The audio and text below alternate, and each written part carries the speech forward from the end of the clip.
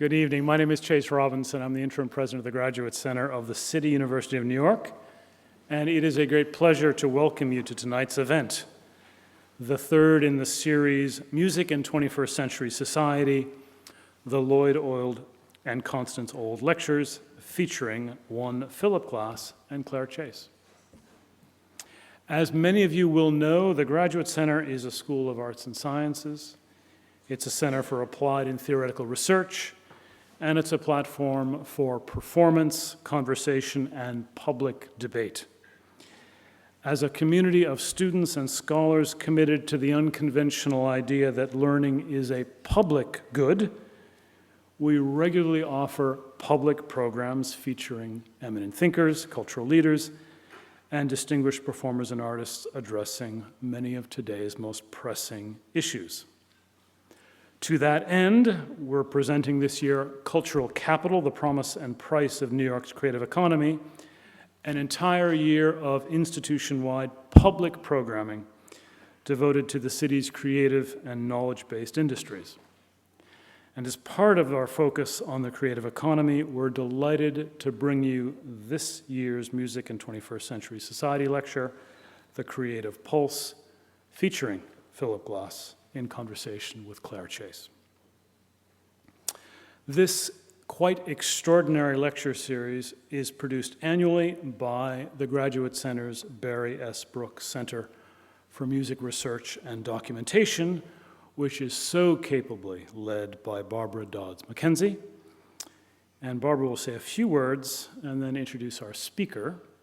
But first, I'll say a few words about Barbara. Barbara is herself a distinguished musicologist. She's a faculty member here at the Graduate Center in our PhD program in music, and she serves on its executive committee.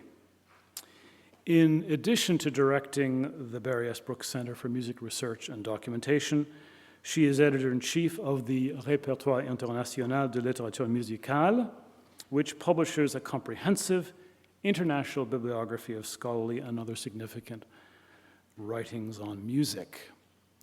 In recognition of her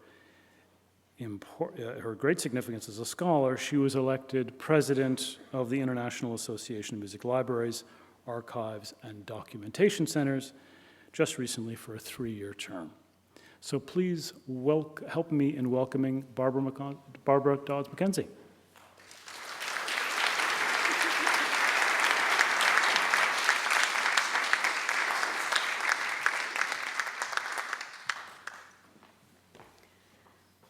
Thank you, Chase, and good evening, everyone. As Chase mentioned, I'm Barbara Dodds-McKenzie, and I'm director of the Brooks Center for Music Research and Documentation. And it is my great pleasure to join Chase in welcoming you all here for the third lecture of our annual series, Music in 21st Century Society. First, let me briefly introduce our center to you. The Brooks Center is a scholarly facility closely associated with the doctoral programs in music here at the Graduate Center. Its objectives are to provide a setting for wide-ranging research and documentation activities in music, and to disseminate the results of its activities to the scholarly community and the world at large through publications, conferences, exhibitions, and public events such as tonight's. Currently, there are 10 projects at the center, and you can read about them. There's a list on the back of the insert in your program. So I will just summarize it to say that the Brooks Center comprises projects that study Iberian music, musical life in New York City in the second half of the 19th century, French and Francophone musical cultures, the history of music as represented in art images, free reed instruments, the composer Yannis Xenakis, and the lecture series, Music in 21st Century Society, of which tonight's event is the third. The Brooks Center also houses Realm Abstracts that Chase mentioned, which is the main online index to writings about music. Tonight, I am especially thrilled to announce the establishment of the Brooke Endowment for our center. This is brand new news. You're the first to hear it. It's established to help support all of these activities that I've mentioned and others far into the future, thanks to a generous bequest from Claire Brooke. Claire, who died last year, was not only the wife of the center's founder, Barry Brooke. She was also a prominent person in the musical world in her own right. Let me just mention two highlights of her career, one of them little known, and one of them for which she was really well known. First, the little known fact, she was a composer, and she studied with Nadia Boulanger in Paris back in the day, and so did Philip Glass, and so many others, of course. Far more widely recognized and appreciated for many years, Claire ran the music department at W.W. Norton, and a number of seminal books and textbooks on music were published under her leadership. Her bequest has allowed us to establish the Brooke Endowment, helping to ensure the work of the center far into the future, and this explains the insert in your program. If you'd like to be a founding donor, and we hope you will be, have a look at that insert. Now on to tonight's main event. The Brooke Center series, Music in 21st Century, aims to present talks and debates by major cultural figures, addressing the changing consumption, creation, contexts, and valuations in today's society. The series is inspired and supported by Constance Old and her brother, the late Dr. Lloyd Old.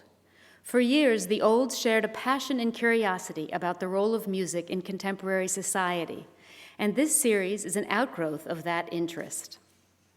Sadly, Dr. Old died in 2011, a few months before the series was inaugurated in April 2012 with Charles Rosen.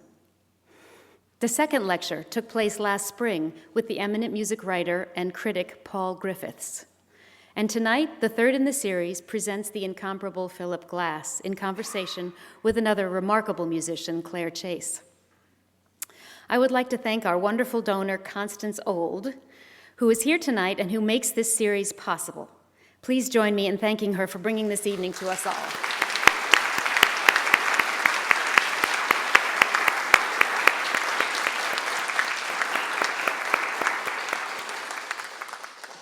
And I would especially like to thank Anthony Pizza, who, with the help of his assistant, Emmy Williamson, has curated all three events in our series, meaning he's done all the hard work behind the scenes to make these evenings so successful. So thank you so much, Anthony. This would not be happening without you either.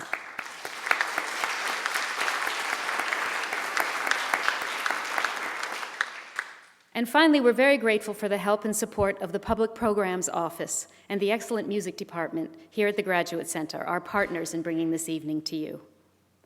Let me outline the way the evening will proceed, and then I'll introduce tonight's speakers. Philip Glass will talk to us tonight about the creative pulse in a conversational format with Claire Chase. There will be a musical interlude during their talk in which Ms. Chase will present a piece by Philip Glass for two flutes called Piece in the Shape of a Square. Note the square of music stands. It's from 1967. And then Ms. Chase will moderate a question and answer session with the audience. So now it's my great pleasure to introduce our esteemed speakers this evening. Claire Chase is an American flutist, arts entrepreneur, and a 2012 MacArthur Fellow. She's a soloist and a collaborative artist who has, over the decades, given world premieres for over 100 new works for flute, many of them written specifically for her. She has performed in the most prestigious halls all over the world. In addition, she has collaborated with many of the major composers of our day and is working on several large-scale solo performance projects designed for non-traditional spaces in collaboration with stage directors, filmmakers, visual artists, and choreographers. In 2001, she founded the International Contemporary Ensemble, described by the New York Times as one of the most adventurous and accomplished groups in new music. Mikhail Baryshnikov, writing in the Wall Street Journal, calls her a visionary, pure and simple. The Times writes that she has extravagant technique, broad stylistic range, and penetrating musicality. And the American Record Guide said, referring to her, "Look out, world, here comes a monster." We are indeed fortunate and thrilled to have her here at the Graduate Center with us this evening. Philip Glass, I believe I called him incomparable a few minutes ago. He hardly needs to be introduced, but let me say a few words about him to add to what you already know and what you have in your programs. An American composer, Philip Glass is among the most influential musicians of the late 20th and early 21st centuries. When you think of him, other composers that may come to mind are Steve Reich, Terry Riley, John Adams, and Arvo Pärt. But you might reasonably also think of a far more disparate group of composers and musicians, such as Ravi Shankar, Brian Eno, Laurie Anderson, Igor Stravinsky, Schubert, Bach, Mozart, David Bowie, Paul Simon, Linda Ronstadt, and Yo-Yo Ma.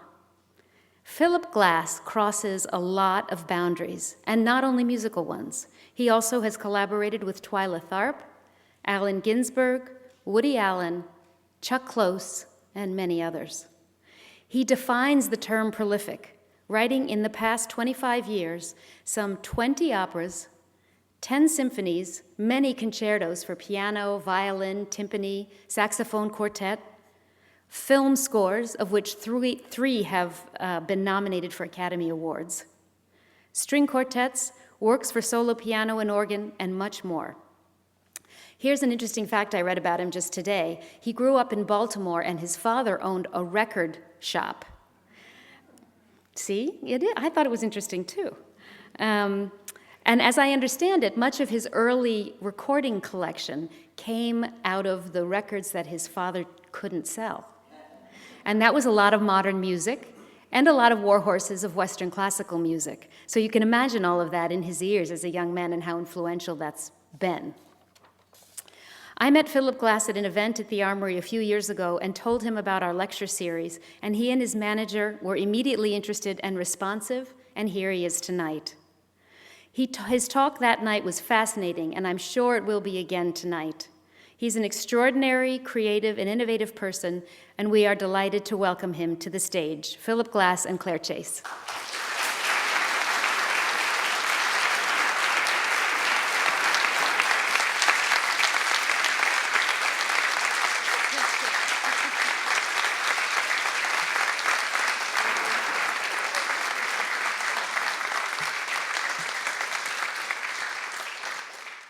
Good evening, everyone. Welcome. I'm totally delighted to be here with all of you tonight, and also totally honored to have this opportunity to speak with you, Philip. I've been an admirer of your work since my dad actually dusted off an old scratchy LP of music in 12 parts when I was, 13 or 14 years old, and I felt like I was discovering music for the first time. I felt the same way.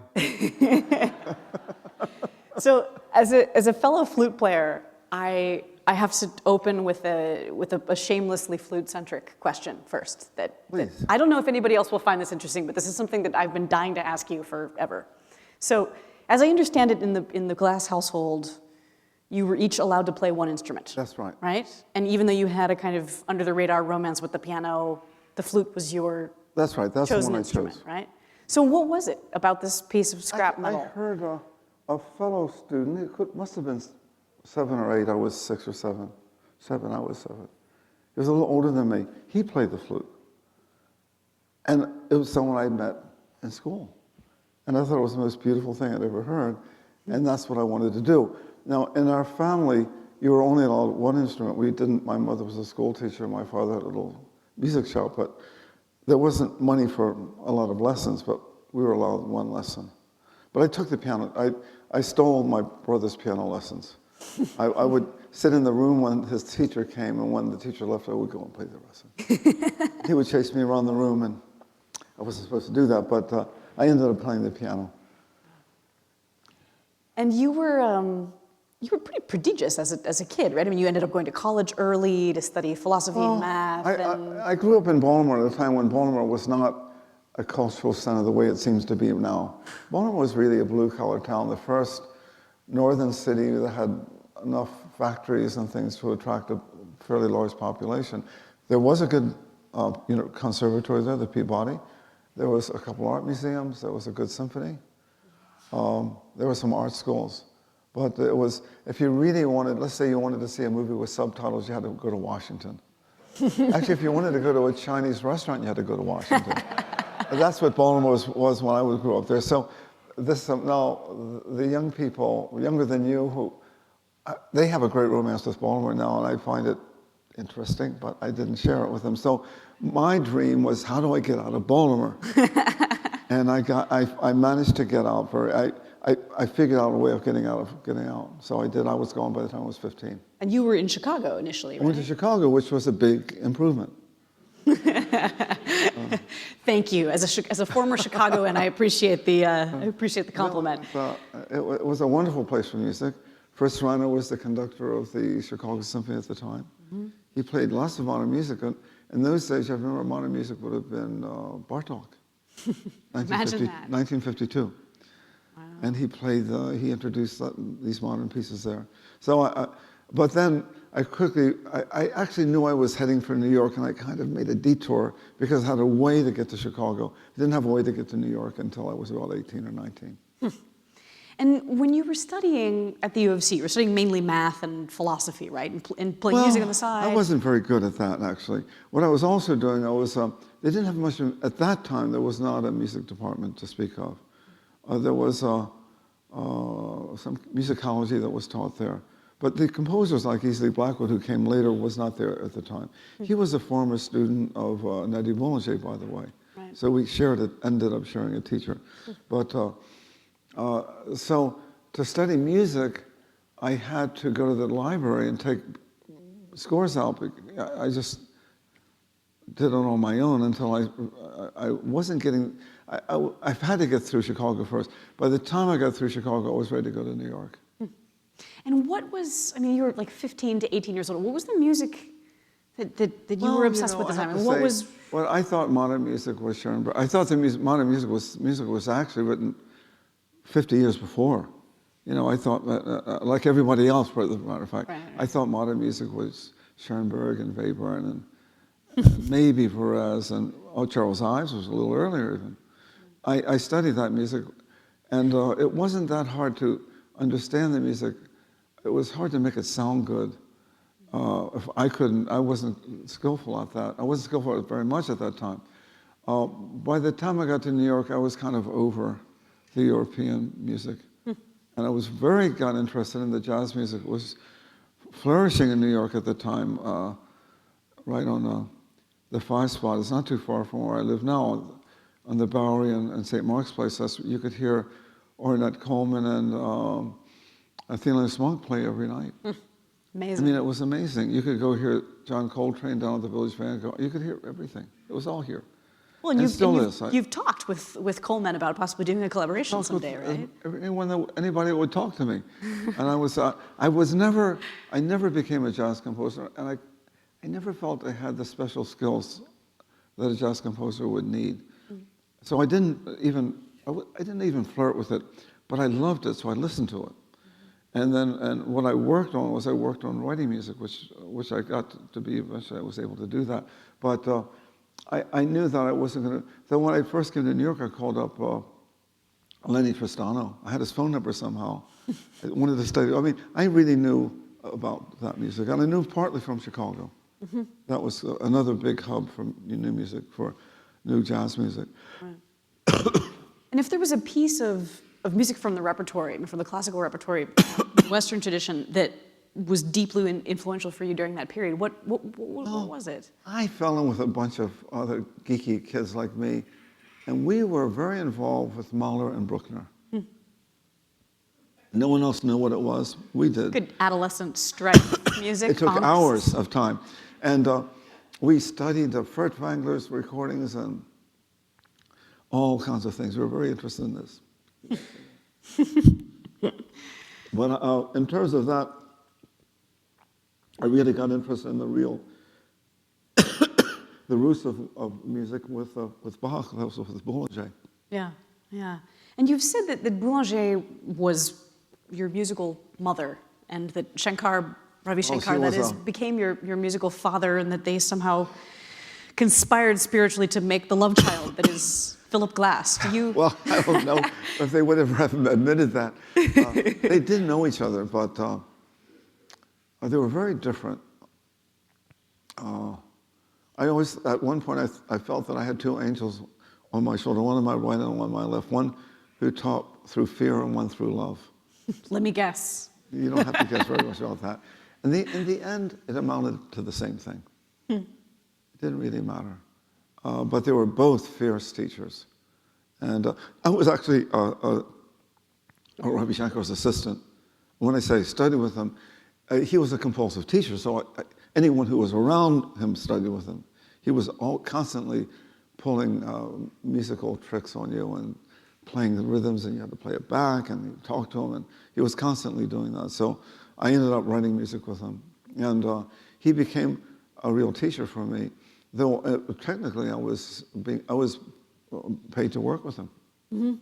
Well, and I suppose in that tradition too, you're a student for life. It's not as if you study for a period of time. You are signing up for you think hard work for it stops when he dies? No, it doesn't stop there either. But through those two people, actually, I understood something which I had been thinking about, but not really knowing what it was. I understood the lineage of music. That music was a lineage, that you had a teacher who had a teacher who had a teacher who had a teacher. It goes back like that. It's pretty much, we can take classes of music, but the deepest teaching is done one-on-one, just like your flute teacher. Yeah, absolutely. Like my flute teacher. I was a flutist too. Once a flutist, always a flutist. We bonded immediately because of, but it was my first important relationship was with my flute teacher, but Boulanger, she studied with Fauré. Can you believe that? So I'm only one generation away from Fauré. I mean, it's astonishing. That's amazing. You know? Yeah. And then from there, you just leap back a couple hundred years. It's easy. Well, people talk about their lessons with Boulanger as being like having a brain transplant because she was it was like that. Such a disciplinarian. It was like an operation. Yeah, it was very intense. She gave me enough work to keep me busy. I used to start around 7 in the morning and I would finish at 7 at night. I mean, it was tons of counterpoint and ear training and analysis. It was all the stuff that I never really did at Juilliard because Juilliard wasn't that kind of school. It was a place where it was a very hard school to get into, but very easy to graduate from. That sounds like a bumper sticker endorsement to me. It was a very good school in many ways because they got really smart kids together, and you left them alone for 4 years, and they taught each other, kind of like that. And the teachers were busy; they had careers. They would look at the music, and they would do this and that. There were some good teachers there too, but the composing teachers were composing. Right. You know, so that wasn't. You didn't really. The kind of stuff I needed to know, I had to go to a real master of technique for that. And with Boulanger, I mean, if you were to locate the most important piece of advice or the most essential lesson that she gave you, what would it be? It makes me laugh when you say that. She was full of advice. She was constantly advising me. But the thing that she said like a mantra over and over said, "Il faut faire un effort." You must make an effort. And she said that constantly. She made me feel lazy but she insisted on a level of commitment and stamina. And if you didn't have it, you got kicked out. She wasn't interested. And did you come in with the practice of discipline that I thought I knew everything. Of course, I knew nothing. The first thing she did, I went to her, I took about what I thought were my best pieces. I was a Juilliard graduate, had a master's degree, I had a bunch of stuff. Didn't matter what it was. I put her on the music rack of the piano, and she could speed read. She would go like that. She was reading like that. She went through 3 or 4 pieces, just kept going, and then finally she stopped. And she said, "That measure there was written by a real composer." That's the only nice thing she said to me for the next 2 years. I think that's why I don't know why she allowed me in the class even, by the way. But it was common among her students to feel that you were the worst student there because you were basically, you were made to redo everything you knew. And so you just started all over again, and it had to be done very intensely. She knew I was going to hang around for too long. I was there I was into my third year, actually, when I finally decided I had to go. Well, actually, I was on my way to India. I went to India for that. Well, because it was during that time that you also started to explore experimental theater and Mabou Mines and Berliner we started a Ensemble company and all in that. Paris. But I was working with theater companies when I was 20 in New York. When I was first at Juilliard, and by that time I was 20, I left Chicago when I was 19, but I had to go back and make some money to go to school. I did that for about 7 or 8 months, and I went up to New York. And I was ready to go, and I just went to Juilliard and said, I'm here. You know, I had no idea there were auditions. I didn't know anything. And they said, well, can we look at your music? And I said, well, and I knew that I couldn't show them what I had written. It was too juvenile. And I said, well, I'm going to be a composer. I haven't done it yet. But actually, I was hiding things, which was probably better hidden. And they said, well, you can register and stay around for a year. In a year, we'll look at your music and we'll tell you whether you're going to stay or not. And of course, everybody I'm sure a lot of people thought that. I thought, oh, that's all I really wanted was a chance to do that. And a year later, I brought in about 12 new pieces. And I think they weighed them. And they said, this kid, we better let him in the school. It's just, you know, it must be OCD or something. But I wrote a lot of music that year. And I got used to writing music very quick at that time. But as I say, it was a great environment to work in. But the real training was with Boulanger and with Raviji, the training. Yeah, it's so interesting to me that this convergence of the Boulanger lineage and the discovery of Indian classical music with Shankar, and then also this very radical work with experimental theater companies. Also we were working with Samuel Beckett. Right. At that time, that would have been the early 60s. He was writing pieces like Ole Bonjour or Oh Happy Days. Mm-hmm. And Play also, right? Play was also, La Comédie was also, he worked in French and English, but he wrote in French. But we were a young company, we were in our 20s. And I don't know why he put up with us, but he was but you know, he wasn't that well known then. And we idolized him. But he wouldn't have anything to do with it. He picked one of us, and we communicated through one person, and we made, I think I did 8 scores for him during the time I was in Paris. And so I was working with him at that time. So we set our sights very high in terms of writing and in terms of performing. And then we got back to New York, almost immediately we went to La Mama. So I went from, and I had been working, that was in Paris, but I had been working at Juilliard with theater people. I asked myself, when I began at Juilliard, I asked myself a very important question, which I'm glad I did. I said, who wants my music? Who am I writing for? And I looked around and I said, there's the dance company. They were insatiable. They wanted music all the time. And the theater companies. So I began writing theater music and dance music right away. And they loved it. I mean, they wanted as much as I could do. I got actually paid a little bit from the theater company, but almost nothing from the dancers. It's hard to get paid from dancers. They don't have anything. It's impossible. But I have a long history with dance companies now and with theater companies. It goes all the way back to when I was 20. By the time I was at Wilson and when I was 36, I've been writing theater music for a long time. Right. Well, and I imagine that Beckett's aesthetic and the removal of the subject from the narrative and playing with time in new ways was hugely influential for you as a young man, right? In shaping music in a different direction. Yeah. And in a way, the books of John Cage were fit right into that. Mm-hmm. And you can't remember that. You're too young. But in 1952, I think Silence was published. It might have been 1950. Beautiful book. 52. And I had that book and The Year from Monday was the next book. We knew those books. We knew what they meant. We knew, I met him some years later, but by the time I met him, we absorbed that, and it was that was another part of our education. And John lived downtown, and it was easy to meet him. He was working down there, and he was very opinionated, but he was a very interesting fellow.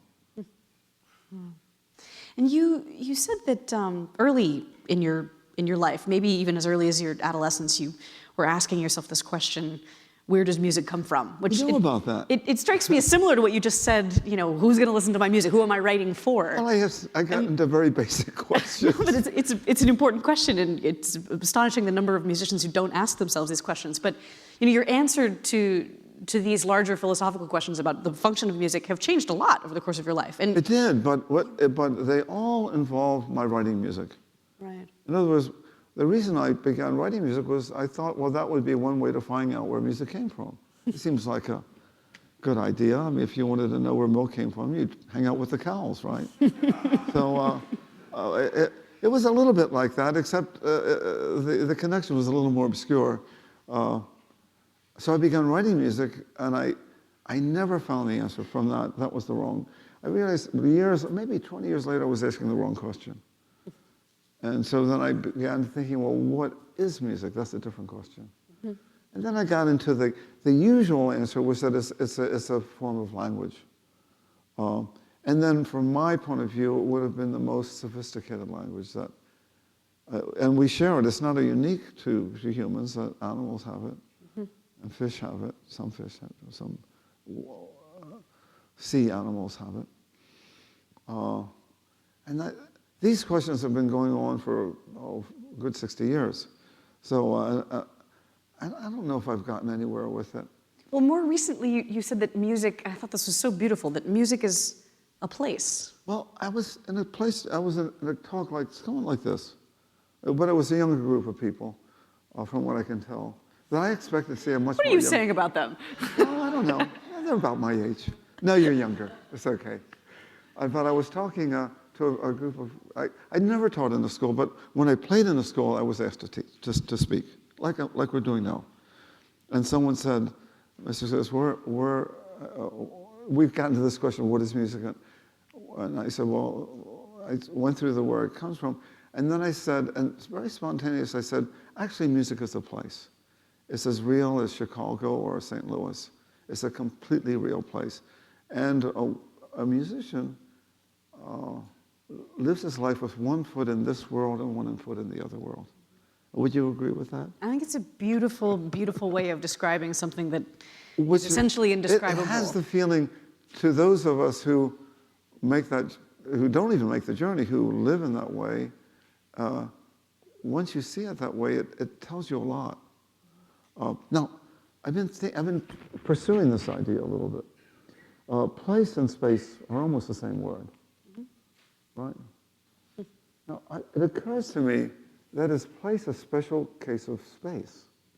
Well, we don't have to talk about that tonight if you don't want to, but it's a very interesting question, because once you talk about space, once you talk about place, you start thinking, what are the properties of space that make it interesting? Mm-hmm. And then it becomes about space. Well, and this is... And that leads, the question goes a little bit further then. Yeah. But that's about as far as I got. Well, I think an artist like Richard Serra, with whom you also have a we long, worked together a long important time. history, would agree with that in terms of sculpture. Yeah, I guess he would. I'm trying to think. I should tell the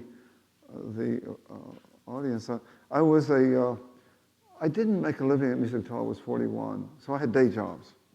And one of my day jobs, one of the best ones, was working for a friend who hired me because he needed help. He was a sculptor, Richard Serra, and he had just I came back from Paris. We met in Europe.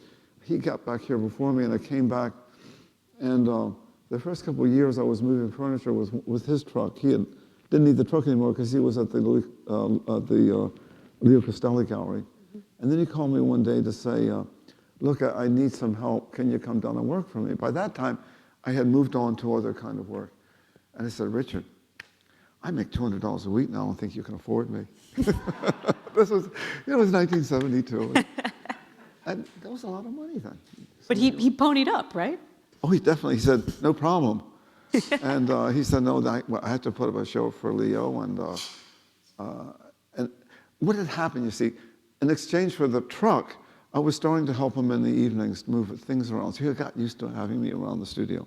And what he liked about me was I wasn't a sculptor.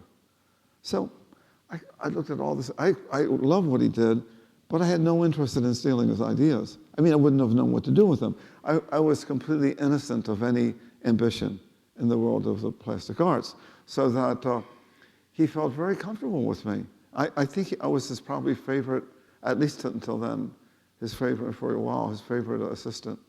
And but he quickly discovered that I didn't know enough about art to be that. So part of the time we spent together, he spent educating me about art. Did you hear this part of the story? Yeah. He would send me out to the museums and I had to take books home. We had to discuss the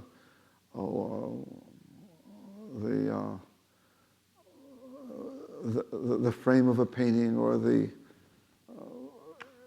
pedestal of a sculpture. We had to discuss all the things about what art was about and what that was about. And it was very similar. And I was working in a very similar way that he was working. At that point, I had condensed a lot of what I had learned from Ravi Shankar into an interesting system of structures. And it was a kind of a process structure, a structure that was based on process. And he was working in process with materials. Only difference between him and me was he was working with materials that he found in the street, and I was working with sounds, and with almost, I wouldn't say mathematical ideas, but it was related to arithmetic in certain ways. Right. And just additive rhythms and... Additive and subtractive, and I discovered things which, that there were closed systems and open systems. There were systems that turned inside themselves and systems that could go on into infinity. I had all kinds of interesting ideas, which I've forgotten most of that by. This piece is a circular piece. You probably have noticed. Yes. Have you been tempted to go around a second time? I have done it on many occasions. This is the piece in the shape of a square, which we'll be playing shortly. Piece from 1967, which is from your period of pure minimalism, right? I mean, you. Well, that was a true period of minimalism. It lasted until around 1974. Yeah. And after that, I didn't do it anymore. But people kept writing about it as well. But the only trouble was that if you listen to an opera like Orphée, it doesn't sound like a minimalist opera at all. So this can sound that way. But I've written solo music recently for cello and for violin. It doesn't sound like this. And yet people will say that well, it doesn't matter. Well, before we jump to Piece in the Shape of a Square, I just wanted to pick on something that you said about Sarah's influence on you, and also in the context of your fascination with experimental theater in Europe, and then again in New York with La Mama and everything else. Did these two formative experiences for you funnel into your collaborative aesthetic and your desire to work beyond opera, not only with new? No, I think I learned about collaboration by working in the theater itself. And I learned about collaborations with working with dance itself.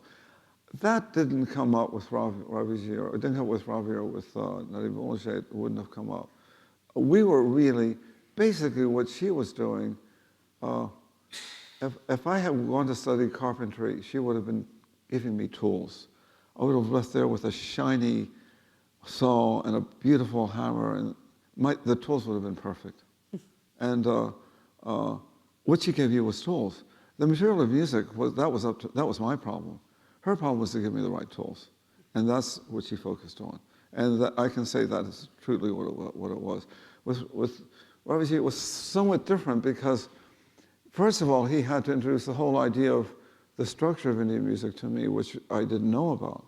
So he didn't mind doing it. He liked to talk about music. In fact, he never stopped talking about music. We talked about rhythmic structure, and that fit in a surprising way with the work I was doing with Beckett. Because I was starting to work, Beckett was working, of course, in a non-narrative form, as were a number of people at that time. And with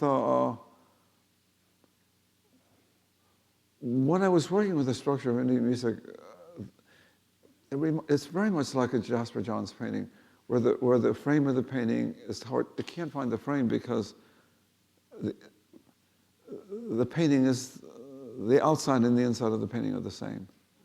In other words, the titles of these pieces, for example, I did pieces I called Music in Still Motion, Music in Fifths, pieces. The titles are descriptions of the object, but the object is actually the surface of the piece. So that the structure of the piece, I'll put it this way, it's the excuse the composer has to write the piece. So when I wrote a piece in similar motion, I had to figure, well, I knew what similar motion was, and how would the music be? Mm-hmm. So that's when I talk about process, it became very much like a non-narrative form. It was a non-narrative form. And so the relationship between the visual arts and what I was doing, and we knew Jasper's work very well, as I knew Frank Stella's work, and I knew Sola Witt's work, I knew all these guys very well. And I understood right away that Richard and I were, the generation we learned it from them, so to speak. They were able to crystallize the argument, but we were the beneficiaries of it by far. But not that they were great artists. I don't know if we ever came close to them. But when you look at the painting, the American flag painting that's a good example. Are you looking at the painting of a flag, or are you looking at a flag? It's impossible to say.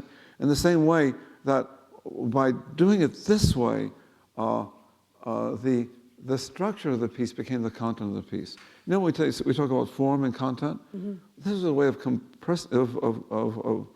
making them into one. The form and content became identical. That's a tremendous. It's an intellectual feat to do that, and to do it in your art form becomes something that keeps you very busy for a while. Mm-hmm. The conflating of form and content, so that they become identical, that you can't even separate them. So I began calling pieces like 2 pages. It was just 2 pages of music, but it was another way of describing it. This piece that you're going to play any minute, as soon as I stop talking, maybe, it's a pun on a piece by Sartre called Musique en forme de poire, music in the form of a pear. So I called it music in the form of a square. But I didn't, you can't translate it. Music en forme de carré doesn't work, but music in the shape of a square works, because it's music in the shape of a fair, a square. So, I have to explain this. No one ever gets the point of its title. But anyway, that's what it is. So then I said, well, if that's the title, what is the piece? The piece has to be what the title is. And so I set up the music, and I made a square. There's, by the way, what Claire isn't showing you, because she's going to play, there are 2 parts. You recorded the other part, right? That's right, yeah. The square is actually a little bit bigger, because there would be someone inside the square and someone outside the square. And I was one of the flutists, and my friend John Gibson was the other flutist when I did it. And I walked to the right. Of course, he was inside, and he walked to the left. And we crossed back there, and then we came back together. We had to come back at the same time to the same place. So we needed more room than that.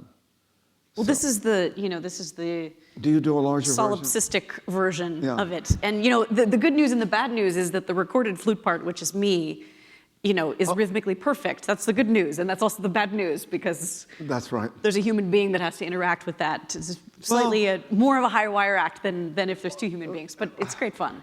When John and I were playing that piece, I would say we rarely did it perfectly. We had to get out of sync, And so those carefully arranged ascending and descending lines were probably not heard the way I wrote them. But then again, I was having enough trouble playing my part. I was hoping that John was doing better than me. He probably was. And if I saw if we turned the corner at the same time, I thought that was good enough. We could end up kind of in the middle. We usually did.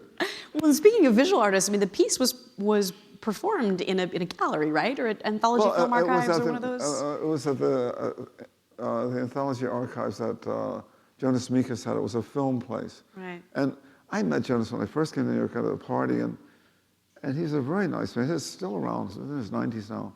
He runs a music film anthology on 2nd Avenue and 2nd Street right now. And when I met him, I'd just come back from Paris, and he said, "What are you doing?" I said, "Well, I'm a composer. Can I?" And I understand you have this space. Can I do a concert there? And he smiled and said, "Yes." Didn't ask what I did. Didn't want to hear anything. He just said, "Yes." And so you tacked up music to the walls, or how did you do it? I did all kinds of things, but that was one. There was another piece called Strung Out, which was a violin piece that was on the wall and then took a right turn out. So when you came into this concert, you had all these shapes. It was quite lovely, actually. I did a piece for John, a solo saxophone piece, which was one long line and one small line. And it didn't have a verbal expression, so the name of the piece was The Shape of the Piece. I just said that was the name of the piece. It was just like, so I just... Well, you know, much like your description of the American flag, that it's about the subject revealing itself, not developing, right? I mean, this piece, it really is, the piece develops not because it develops in a traditional Beethoven sense, but it develops because the same idea is revealed, you know, the way that it was in the American flag painting. I mean, and as a performer, I have a similar experience. There are very few pieces of music where I have a similar experience listening and performing, but when I listen to this music, I have almost an identical experience. When I'm performing it, I end up in a kind of meditative state because you have to. And well, you have to pay attention. Right. And if a meditation is paying attention, that's good enough. Right. Well, let's hear it, and then we'll continue chatting. You play it. I'm going to go sit over there. All right.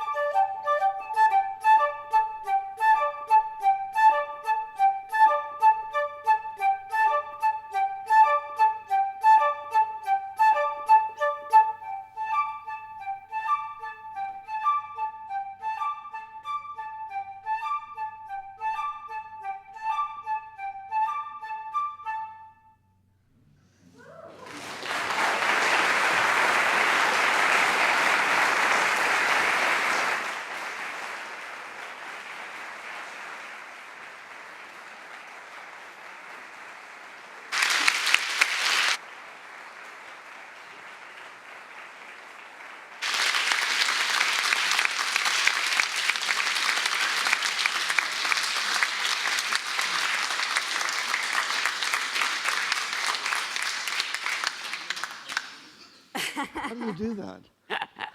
Practiced. Yes. It was Effort. beautiful. Boulanger's Beautiful, advice, effort.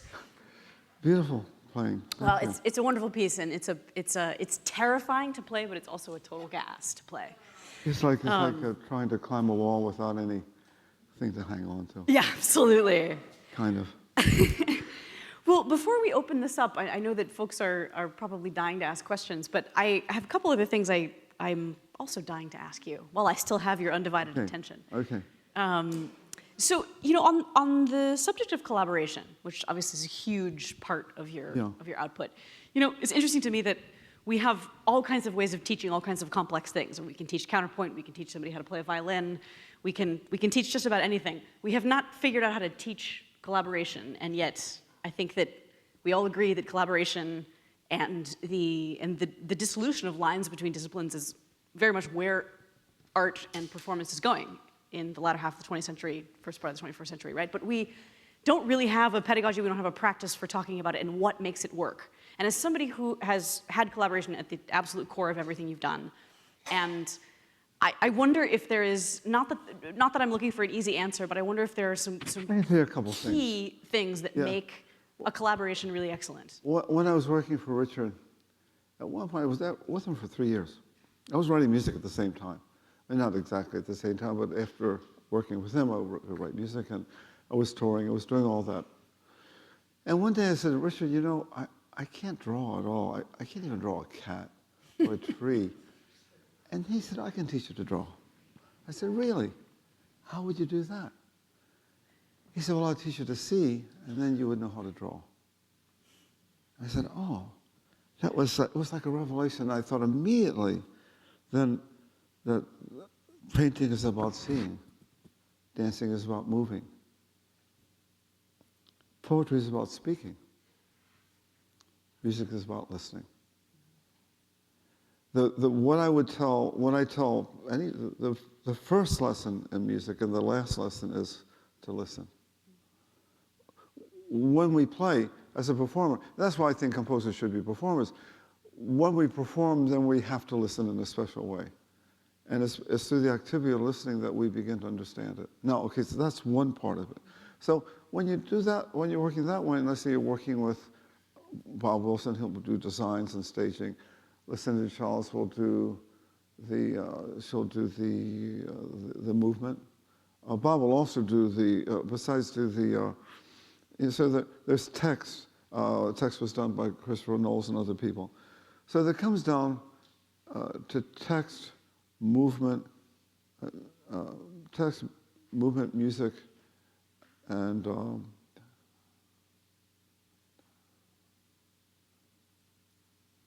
Design. what? Design. I'm trying to think the right, but I think it is just text, music, movement, and image. I was trying to think of the best word. I think image is the best word. Yeah. I think text, music, image. So that becomes like the air, earth, fire, and water. Right. All collaboration comes from that. That little comment of Richard's got me going. When I work with people, I know what they're living in the world of movement, they're living in the world of text, they're living in the world of music, the world of image.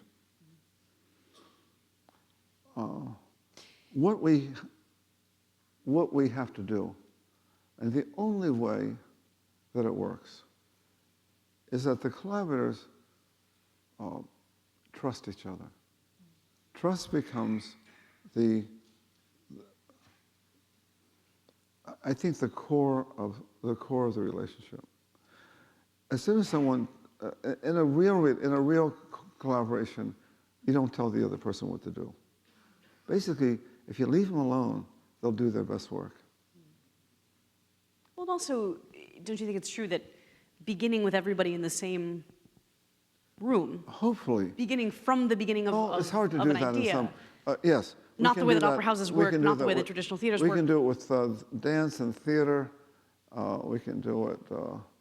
It's very hard to do it in film because the rules of filmmaking relegate the music to the end of the line. Right. With Godfrey Reggio, who did the costume movies, I've made movies with filmmakers a number of times where the image and the music was made at the same time.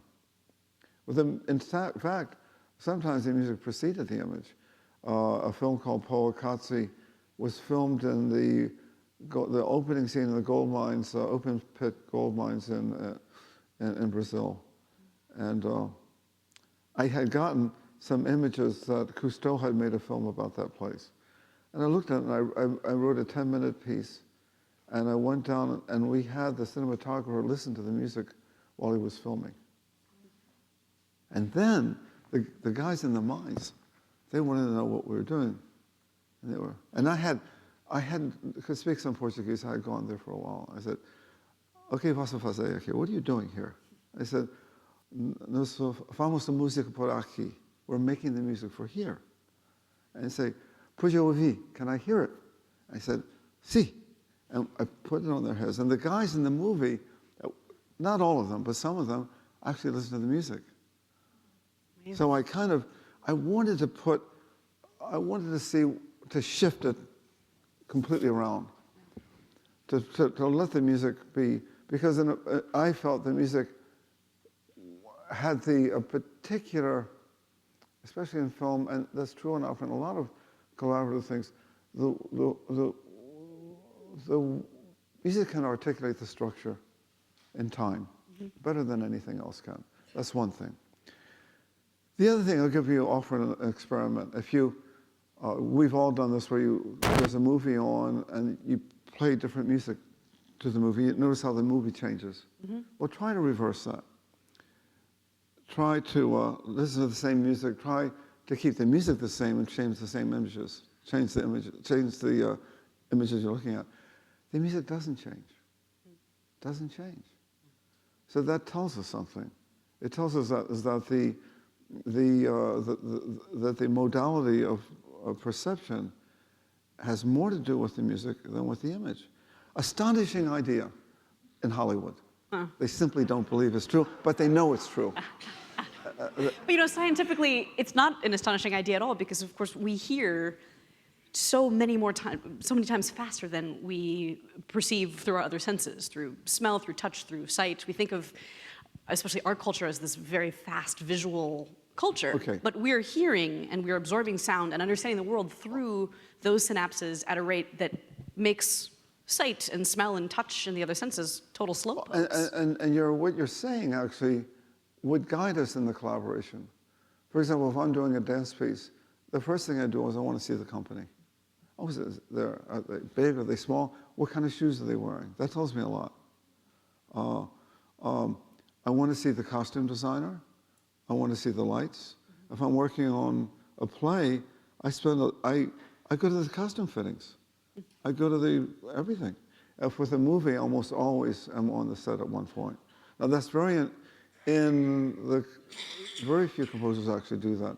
I actually want to know what we're doing from top to bottom. By doing that, it's not that I'm learning these things specific, but by entering that world to some degree, strictly almost like a tourist, but still I've entered it. And if I'm doing a play of Shakespeare, I'll go to all the rehearsals, I'll listen to there are always songs in Shakespeare plays. I've got to write at least 2 songs in every play. By the time we get around to putting the music in, I know the actors already. I know the parts that have been left out. I know everything. So my advice to composers is, because no one else asked me anything, but a composer might ask me, he said, "How do you work in film?" I said, "Go to the editing room. Sit with the editor." When I was doing Kundun with Scorsese, that was a film about the Dalai Lama, he was in the editing room every day. Well, it was not too far. I could take the subway up there. And the editing was going on, and I stayed. I spent hours, and I had actually written the music already. I had convinced him to let me write the music from the script, which he had never heard about before. He said, "Well, how do you do that?" I said, "Look, Marty, there are 100 pages of the script. The piece is 100 minutes long. You give me a 3-page scene, I'm going to write 3 minutes of music. I'm not going to be very far off. Yeah, we can fix it later. It doesn't matter. And he finally, it was the first time I had done this with Godfrey a lot, but that was the first industry filmmaker that ever let me do that, and probably the only one that ever did, actually. Because when I saw him to talk about this, I knew something about the subject matter, and I said, I knew him anyway, so we had worked on something else, and I said, I have to talk to you about, I hear you're doing a film about the Dalai Lama, I got to talk to you. He said, okay, come on. I said, Marty, I got to do this film. He said, he said, what? What's up? I said, well, you're doing a film about a place that no longer exists. It's now an imaginary place. Tibet that you're filming, you can't even find it anymore. You can find it in pictures. So that not only will an audience like us see it, well, not only would it be foreign to us, it would be beyond exotic, it would be unimaginable. So the music has to be what carries you to the image. And I will do it that way. And he said, well, how will you do that? I said, well, I live downtown, and there's a friend of mine on Fifth Street, another friend, he's from Bhutan, he plays the longhorns, another plays the drums. I'll get him in the studio, we'll start with that. I'm going to make some tapes with them, I'm going to start adding instruments to it, and I'll build it up that way. And he said, well, that's fine, okay, good, we'll do it. I said, so we got to spot that. Now, spotting a movie means where do you put it into the picture? I'm sorry the answer is so long, but I'll get to the point in a second. And he said, well, we'll do it. I'm going to shoot it. I'll be back in January. We'll do it then. I said, no, Marty, you've got to do it now. He said, what do you want to do it now? He says, I'm going to write the music and I'm going to send to you. And you'll be. I know he has. He does it. He does every day. He takes the dailies and cuts them together. I said, you can start cutting the picture to the music, and that's what he did. We got to the point where we got to the real number 6, which is the escape to India, about 22 minutes, a very long cue. He wanted one cue, which, by the way, he needed to get a special sprocket for it because it was so long. It was they're about 18 minutes, and this had to be 22. He got an extra size one, so that there wouldn't be any cut in the music. And I was on tour, and I hadn't finished the 6th reel. And he called and said, where's the music? He said, he said, I can't edit it without the music. I totally twisted his head around. What a triumph. Well, it was for that one movie. It never happened again. But we did the whole movie that way. That's amazing. Thelma Schumacher was the editor, and he was playing it for I said, play the music for the actors before you shoot the scene. And they were all Tibetan guys. And they recognized the music. Yeah. They knew where it was from. And they knew at least half of the music, and I added another half. They didn't know what that was, but it was grounded in the world that they knew. And same thing with the guys in Brazil. When I came back with that music, it's the same process. And the Brazilian guys, I mean, it didn't change how they still had to haul the bags of dirt up to the top, and that's how they did it. So that was those collaborations become very deep, but they don't become. You get involved with it, but I never told when I was working with Susan Marshall. I never told her what to do in choreography. Or with Lucinda, I would never dream of saying, "I want you to do this." I'll do that. This is in music, and then I would go to all the rehearsals. Sometimes I played the rehearsals with Einstein. I was the rehearsal pianist for about 5 or 6 months. So I played everything with everybody. Yeah, I would imagine that simply being there, being a presence there as the work is taking shape, is in itself a form of collaboration that a lot of traditional systems, the way that work is developed, don't allow for. And I think that's the problem. That's the problem. Hollywood is like that. They're simply not. The studios don't work that way. So I can do it the other way too, but it's not as much fun. And the fact is that for images and music to be really joined together, they have to come together at the same time. Right. You have to be in the room when they're editing. You have to. Now, everything else is it's just talk. The work is doing. The work isn't talking or figuring it out or imagining it. It means seeing what the actors do, reading the script, going to everything. Right. And amazingly funny things happen.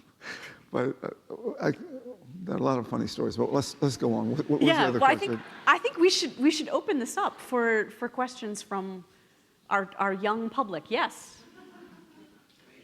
Yes, sir. There are actually some microphones here if you would like to have your voice broadcast. There is a picture of you, Philip, in Rockefeller University, and it's a picture of you looking towards the front, and anybody who walks over there sort of experience some sort of transformation. I don't know if it's musical transformation, but it's something that reminds me of a movie. Tell me if it takes so long, because everything is doing a hair in this country. So just tell me and I shut up. There is a movie called The Spirit of the Beehive, El Espíritu de la Colmena, by a Spanish director, and he has the eyes of, in a family content that worked for the dictatorship that was during the Franco era. And I was comparing that kind of experience of the Spirit of the Beehive with the experience of your Vera image in Rockefeller University. And reading and listening to this great presentation, a great experience, it comes to my mind, what's going to happen to our music and to the legacy of our music? It's in the process of transformation. It's very hard for us because we are at the very top of the financial world with all the crises in the world. And it seems that the music that we seem to remember is the pop music from the 50s and the 60s, and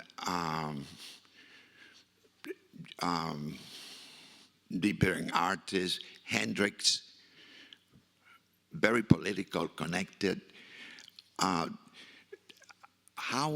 This is a silly question. How are we going to evolve? My music is still changing. And I'm having big problems with my copyists now because they're telling me that notes are wrong because of, but I'm writing a lot of wrong notes now, but they aren't wrong. It's that the music is changing. And people who know me really well think they know the music, and I have to fight with them. I said, no. A very good, Dennis Davis was a wonderful conductor. And we were doing a new symphony, we were in Austria, and he was looking at it, he said, Philip, that horn note can't be it can't be a G, it's got to be an A. I said, Dennis, it's a G. He said, nope, it's got to be an A. I said, Dennis, play the G. No, we've been in the music world too long. We can't prove it through theory. Theory is not going to help. Because he has one theory, I can come up with another one. So we both know that. So he says, I said, play the G. So we go into the rehearsal. He starts to play. We get to that horn place. He looks over at me. The horn plays the G, and he looks at me, and I go, yes. And he gives me a big smile. So the thing is that even then when we're doing it, we may, especially when you talk about changing, the thing about changing is that, and in a funny way, the real fun of writing music is to get to that place where you don't know what you're doing. Or rather, it's not that you don't know what you're doing, you can't explain what you're doing. That's different. You can know what you're doing, but you can't exactly explain it. It's too new in a way. I didn't have to do that with Einstein, because when I wrote Einstein, no one thought it was anything. Most people didn't think it was anything anyway, so I didn't have to explain it. And the people who liked it didn't need the explanation. So I never explained what it was. It wasn't interesting. There were interesting ideas in there, but they were never talked about. When I'm doing a piece now, when I find myself in that place where I don't know what to do, and I have a little boy who's 11 years old who writes music, And he says, Daddy, I'm having a problem with my music now. I said, what's that? He said, well, I write the themes, but I don't know what to do next. I said, aha, the what to do next problem. That's the real problem. He said, you're really writing music now. You came to that problem. He said, well, what do I do? I said, well, that's what it is. You have to figure out what comes next. What? Absolutely. I'm also reminded of one of my favorite quotes from your pal Beckett when he said, "Ever tried, ever failed, try again, fail better." And if that doesn't describe the experience of life and the experience of art, I don't know what does. It's just as cynical as it is idealistic and wonderful. Now, this comes up to the question of collaboration. We can now tie your question to the thing we were talking about. What I discovered in collaborating was that if I changed my collaborators with every piece, I was usually in a new situation. If I worked with the same ones, we did the same piece. I said, no, I'm not going to do that. I would keep one person, just kind of like a security blanket. So I maybe keep the costume designer or the lighting person or the writer. But the other 3 or 4, they were always people I didn't know. Then I would put them in the room, we look at the piece, and for sure, I was doing something I hadn't done before.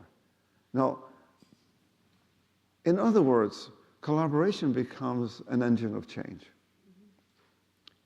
The encounter with another artist, when you allow the encounter to be fully, realized, fully experienced, and you say, don't do that, or said, oh, now what do I do? And and then we're no longer, the tools we learn from our teachers are still good, but the designs are different. The doors don't look the same. The windowsills are different. But once you have decided, the good thing about having tools, which is what technique is, flutists have it, pianists have it, composers have it, dancers have it. Whatever you do, you got tools. If you're a baker or a designer or a clothes maker, whatever you do, you have tools. Whatever those tools are, that's your technique. That's not the piece. But without the technique, the piece is not going to sound right, it's not going to taste good, it's not going to feel right. A good set of tools are really invaluable, and that's what we get when we're young, if we're lucky. And if we don't get when we're young, we have to get it later. We have to get it sometime. But in that situation what happens now with a collaborator? I've done about 6 pieces with Bob Wilson, but over a period of 40 or 50 years, So that meant I didn't work with. There will be 8 or 10 years between collaborations, and that was long enough. Then when he came back, or I came back, we weren't the same people. Bob was doing something different, and it was really interesting. But earlier today, you said music is about listening. But this piece is not only about listening, but it's also about the visual aspect of it, the shape, and the fact that the performer moves around the shape. I frequently get enthralled by movie music, but then it's not so much the film that gets to be important, it's the music itself. So I want to buy the recording of the music, and the film fades. If I like this piece so much that I want to purchase the recording of it, I'll have the recording, but I won't have the visual. I won't have the aspect of what you're doing. And to me, once I purchase the music, and because I want to listen to the music, seeing it becomes virtually, I hate to use the term, irrelevant. Well, and so I don't care about what I see, I care about what I hear. And you guys basically said more or less the same thing. Music is about listening, not about seeing. Thankfully, because of your perceptions and many people like you, live performance is alive and well. I'm paying more concerts now than I ever did before. It's because you're not going to see, the most fundamental experiences will happen through the encounter with the live performance. to see Clara actually walking around we had someone said talking about how she looked when she walked around. We even, it's frustrating because we try to capture that on film and it's very hard to do. Fortunately, because one of the ways that musicians can still make a living is by playing. Our copyrights have been rated and streamed and all kinds of things like that going on, and our contributions to the commercial world have been devalued to the point where it isn't hardly worth doing at all anymore. But we can still play. Yeah, but I want to hear it. I want to hear it in my Yeah, car. you want to hear it live and you want to be there. Even if you've heard the piece before, you'll spend $25, $30, $40 to go see someone do it live. Thankfully, and that's what has saved the music world, really. It's the ordinary, or rather, say, the universal appetite for the encounter with a live performer. And that's how we make a living. Yeah, and I Otherwise, don't we think that wouldn't be able to we're manage. ever going to stop needing that, I think you're right. It's as essential as the desire to be told a story. Yeah, but for It's the most essential human need. for a long while, we tried to make perfect records as if that was going to do something for us, but it doesn't. It just increases the demand for the ephemeral experience, I think. So we are out of time. I'm so sorry that we didn't get all the questions. I have one very short closing question to ask you.